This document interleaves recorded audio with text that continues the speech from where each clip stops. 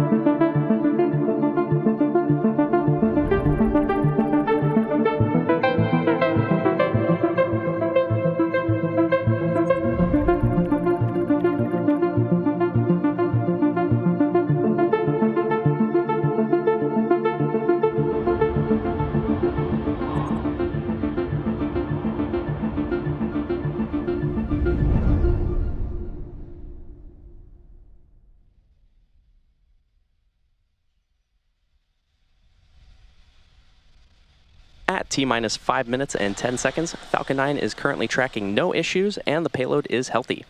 Falcon 9 has been loading propellant since the T-minus 35 minute mark and will finish loading at around T-minus 2 minutes. The range is ready to support and weather is currently green for our mission today. However, if for some reason we do not launch today, we do have a backup opportunity tomorrow at the same time. Coming up shortly, the Transporter Erector, or TE, will start to open its clamp arms and retract away from Falcon. Now that TE is the large truss structure that you see there next to the rocket. First, we'll see the clamp arms open around the second stage, and then the TE will begin to pull away from the rocket slightly. Strong back lower has started.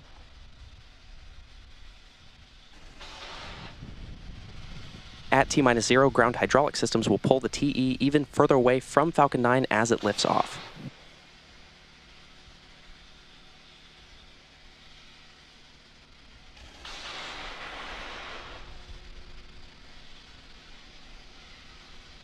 And there you can see those clamp arms retracting away from the second stage.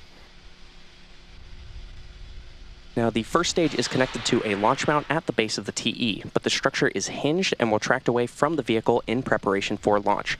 You may also hear the TE referred to as the strongback from the launch team. We use the TE to roll out the rocket to the pad and raise it to its vertical launch position. The TE also routes the vehicle's fluids, power, and telemetry umbilicals from the ground systems to the rocket and payload until Falcon 9 goes on internal power and clears the pad. And there you can see that strongback starting to recline away from the Falcon rocket.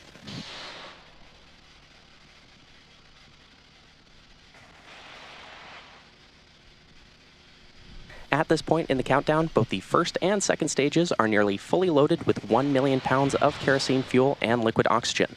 Both first stage and second stage should finish loading propellant about a minute apart from each other, with the first stage finishing up in just a few moments from now and the second stage finishing up at around the T-minus 2 minute mark.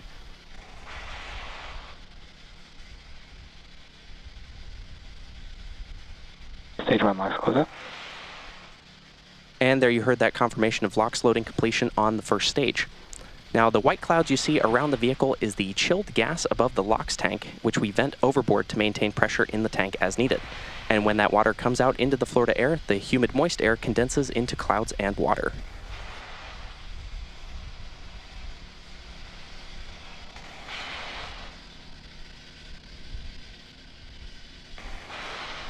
Coming up in about 20 seconds from now, we should hear confirmation of Stage 2 LOX loading completion.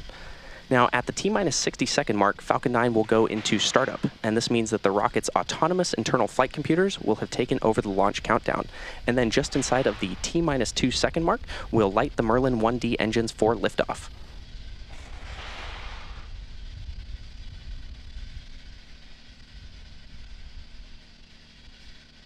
The Eutelsat 36D payload Stage 2 LOX load complete. And there's that confirmation of Stage 2 LOX loading on our Falcon vehicle. It is now fully loaded with 1 million pounds of kerosene fuel and liquid oxygen. The Eutelsat 36D payload continues to be healthy, and the Falcon 9 team is currently tracking no issues on the rocket. Weather is still looking green, and the range is ready to support our T0 of 5:52 p.m. Eastern. And with that, we're proceeding into the last few minutes of terminal count. Ground gas close out.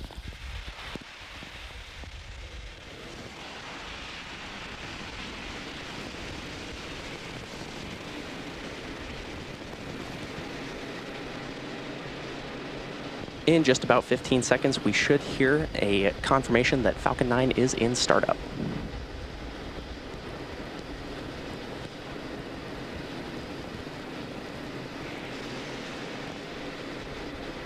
Falcon 9 is in startup. And there's that confirmation that Falcon 9 is in startup. Lastly, we're waiting for our launch director to give the final go for today's launch.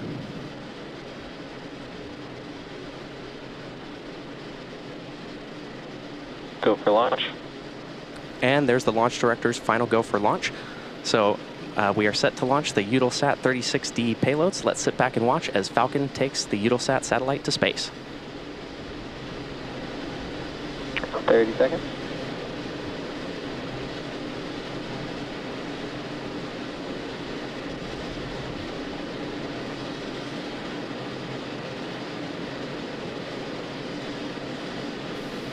Fifteen seconds. T-minus 10, 9, 8, 7, 6, 5, 4, 3, 2, 1. Ignition and liftoff of Falcon 9. Go Eutelsat, go Falcon.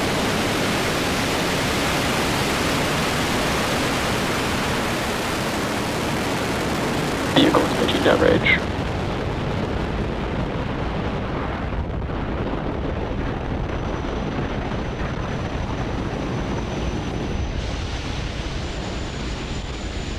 Chamber pressure seminal. At T plus 30 seconds and counting, Falcon 9 has successfully lifted off from Launch Complex 39A, carrying the Eutelsat 36D payload to orbit. Now, during the rocket's ascent, we will be tilting the engines, the technical term for that being gimbling, and that'll turn the rocket horizontally in what we call a gravity turn. The vehicle will still be going up, but now will also be headed horizontally away from the launch pad. We've also throttled down the engines in preparation for max Q, or maximum aerodynamic pressure, and this is when the vehicle experiences the greatest amount of aerodynamic stress as it ascends through the Earth's atmosphere. Max Q. And there's that call out for max Q. Now, the rocket typically needs to go 17,500 miles per hour horizontally in order to avoid being pulled back down to Earth and get into orbit. So keep an eye on the Stage 1 telemetry, which is located at the bottom left-hand corner of your screen. Coming up in just under a minute from now, we're going to have 3 events in quick succession, starting with MECO, or main engine cutoff, followed by stage separation, and then second engine start 1. MECO is where we shut down all 9 Merlin 1D engines on the first stage. This then gets followed by stage separation, which is when the first and second stages of Falcon separate from one another. And that'll be followed by second engine start 1, or SES1, where we light the MVAC engine on the second stage. So keep an eye out for all of these events, which are going to happen in rapid succession in about 25 seconds from now.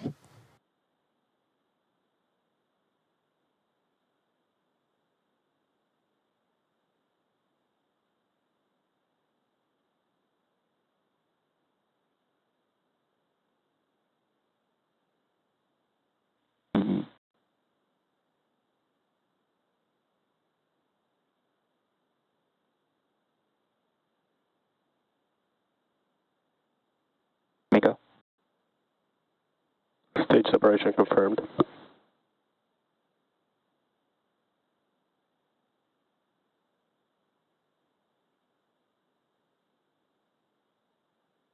Stage ignition. And there you heard and probably saw each of those 3 events, MECO, followed by stage separation, and then SES1. Coming up in about 30 seconds from now, we'll have fairing separation. The fairings are currently attached above the second stage, and they will be jettisoned away and will fall back to Earth.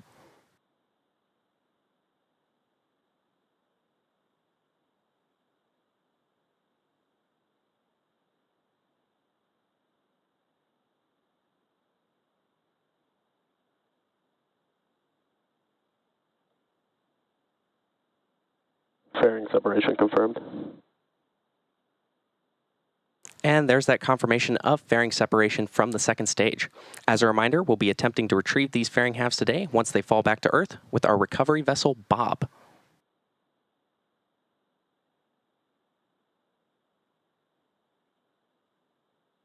It's T plus 3 minutes and 55 seconds into today's mission.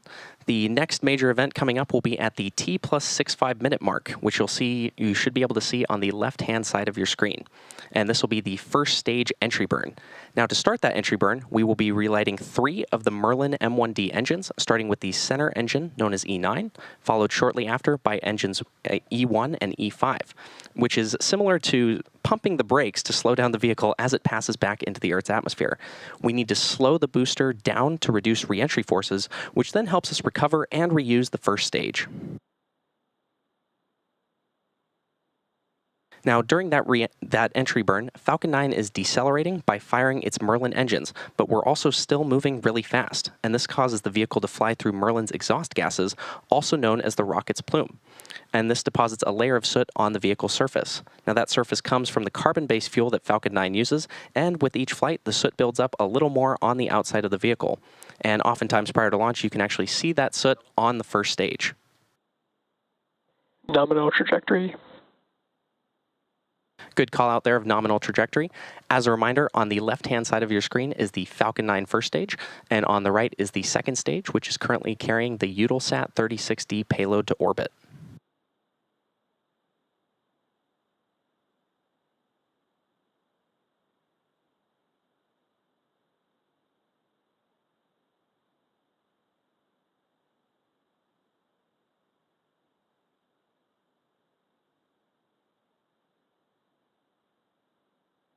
In just under a minute from now, we should hear confirmation of entry burn startup on the Falcon 9 first stage. And currently on your screen right now are some beautiful views of our second stage as it carries the Eutelsat 36D payload to orbit.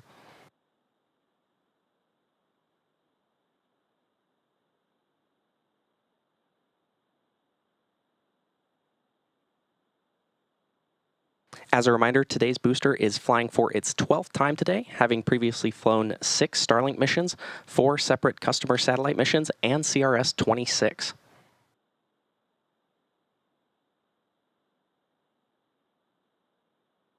Coming up in just about 10 seconds, we should hear... Stage 1 entry burn startup. And there's that confirmation of the Stage 1 entry burn on our Falcon 9 first stage.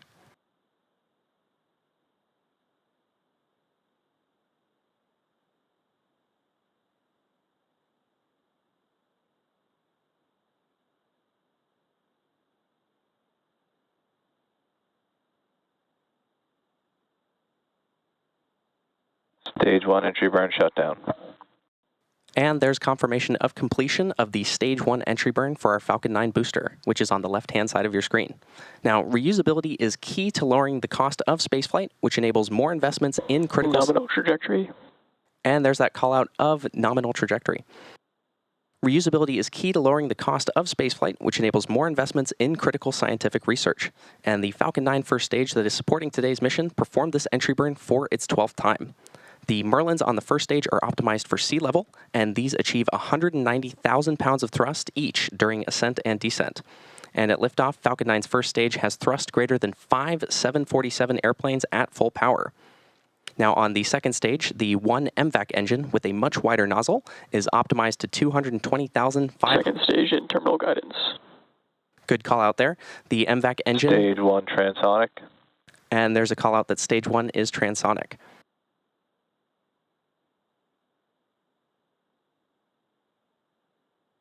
Coming up in just about 20 seconds, we should hear confirmation of landing burn for the Falcon 9 first stage.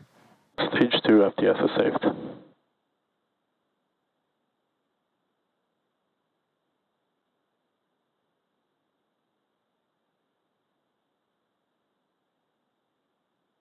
MVAC shutdown. Stage 1 landing burn. And then we heard 2 callouts for MVAC shutdown and landing burn start on our Falcon 9 first stage.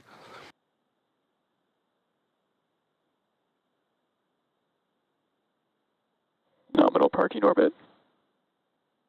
Landing leg deploy.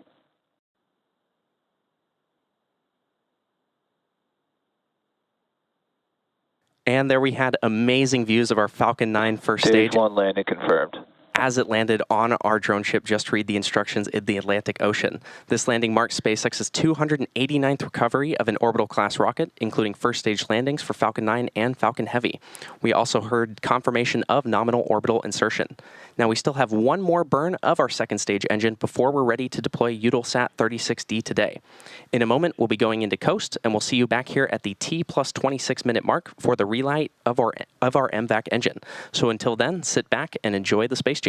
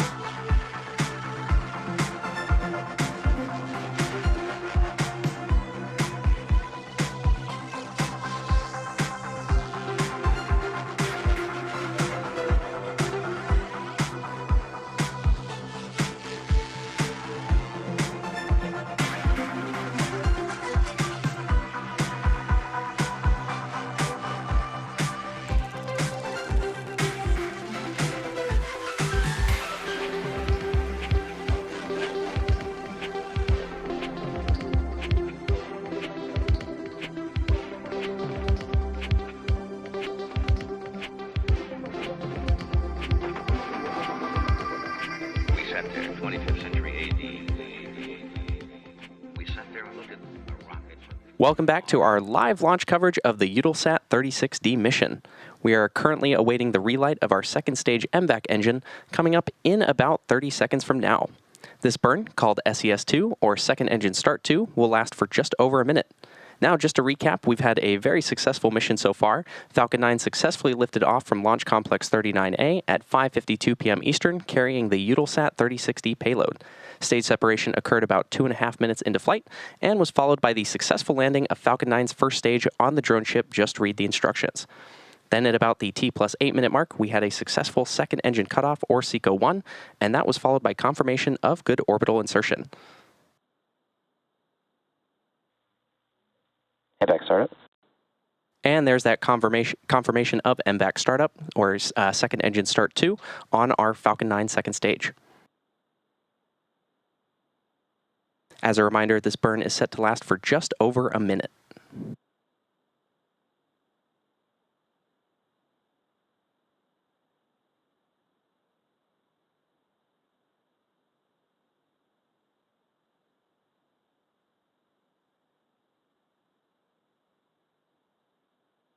Once we hear confirmation of SECO-2 a few moments from now, we'll then be entering about a 6-minute coast phase.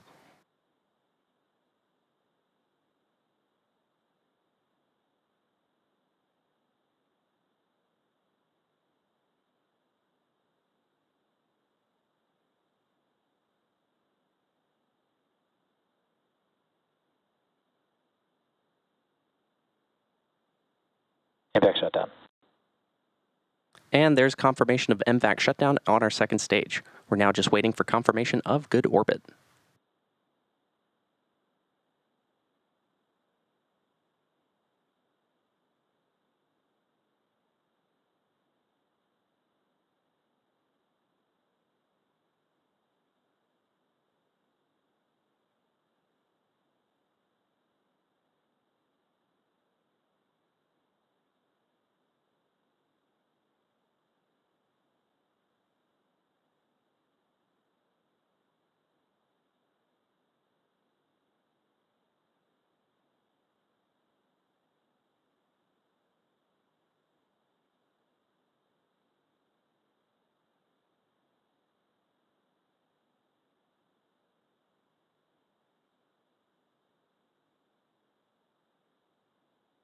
For now, let's learn a bit more about Eutelsat 36D.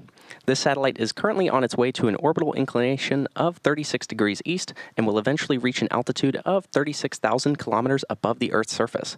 At this position, the geostationary or geosatellite will provide video services to customers both in Africa and Eurasia. We'll now show a short video from Eutelsat taking a closer look at this new satellite's capabilities.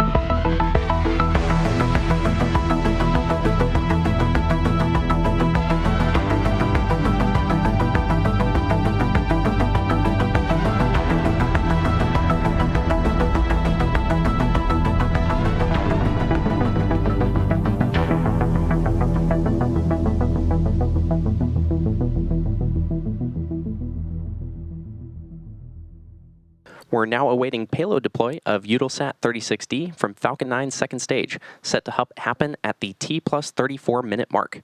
Now to recap, we had an on-time liftoff at 5:52 p.m. Eastern Time from Slick 39A at Cape Canaveral in Florida, and everything has proceeded nominally in the launch since.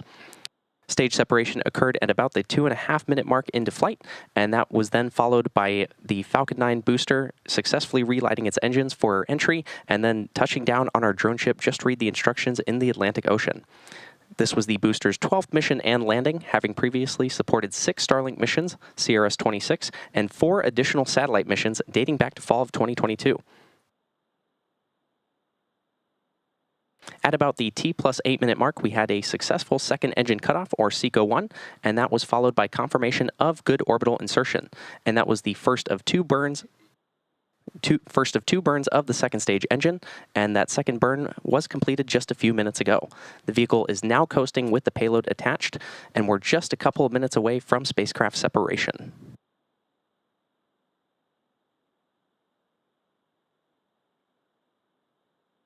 Just as a reminder, the Airbus-built Eutelsat 36D satellite is a successor to the Eutelsat 36B satellite located at a 36-degree east orbital inclination with an altitude of 36,000 kilometers. Eutelsat 36B works in tandem with Eutelsat 36C to support broadcast business for several major anchor customers. Once operational, the Eutelsat 36D satellite will support delivery of over 1,100 TV channels to millions of homes across a vast footprint covering Africa and Eurasia. And with 70 physical Ku-band transponders, the all-electric Eutelsat 36D will assure all of the main legacy missions of Eutelsat 36B with enhancements to coverage areas and performance. And while we didn't hear a call out a few moments ago, we did indeed have confirmation of good orbit of the second stage.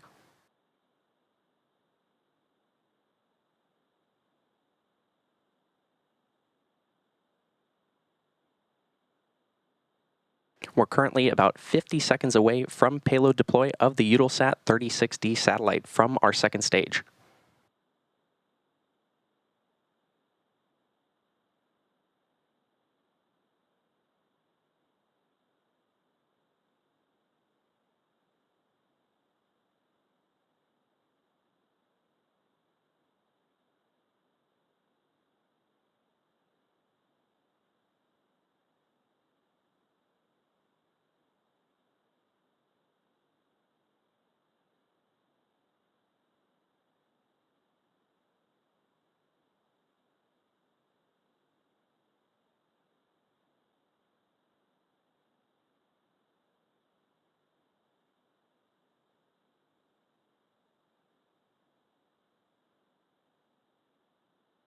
Payload separation confirmed. And there we heard that confirmation of payload separation with our Eutelsat 36D satellite.